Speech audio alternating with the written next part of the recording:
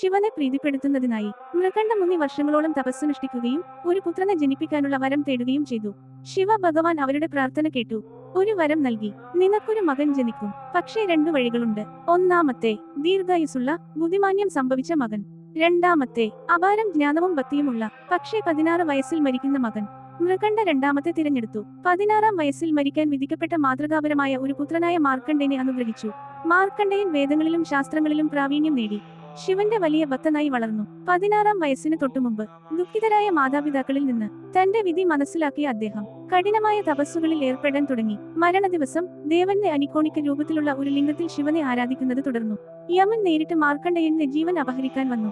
മുനി സഹായത്തിനായി നിലവിളിച്ചുകൊണ്ട് ലിംഗത്തെ ആലിംഗനം ചെയ്തപ്പോഴും യമൻ തന്റെ കുരുക്ക് യുവമുനിയുടെ കഴുത്തിൽ ചുറ്റി.